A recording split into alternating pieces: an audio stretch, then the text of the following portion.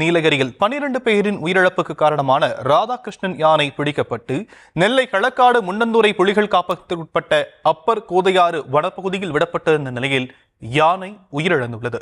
இது பற்றிய விவரங்களை நம்முடைய செய்தியாளர் குருச்சரன் வழங்க நாம் கேட்கலாம். குரு, என்ன நடந்தது? வணக்கம்.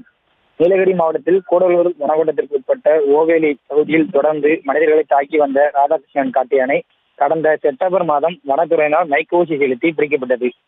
இந்த யானையது 10 ஆண்டுகளில் 12 பேரை தாக்கி கொண்டதாக தெரிகிறது.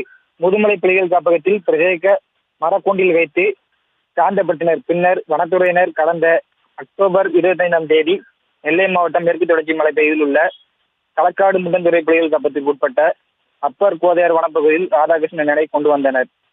ஏற்கனவே இதே பகுதியில் தேனி மாவட்டத்தில் மக்களை அச்சுறுத்தி வந்த அரிக்கொம்பன் மற்றும் புல்லட்ராஜா ஆகிய காட்டு யானைகளும் வனப்பகுதியில் தான் விடப்பட்டுள்ளது. அந்த வகையில் 3வது யானையான ராதாகிருஷ்ணன் யானை விடப்பட்ட நிலையில் ராதாகிருஷ்ணன் யானை உயிரிழந்த செய்தி வெளியாகி பரபரப்பை ஏற்படுத்தியுள்ளது.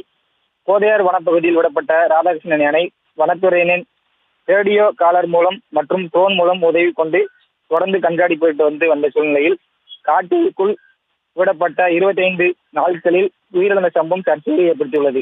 இது குறித்து விசாரித்த பொழுது தற்பொழுது கோதையார் மாஞ்சோலை பகுதியில் கனமழை பெய்து வரும் நிலையில் ராதாகிருஷ்ணன் யானை சுமார் 20 அடி உயரத்தில் இருந்து வழுகி விழுந்து முகம் கழுத்து பகுதியில் ரத்தம் வெளியாகி உயிரிழந்த விட்டதாக கூறப்படுகிறது.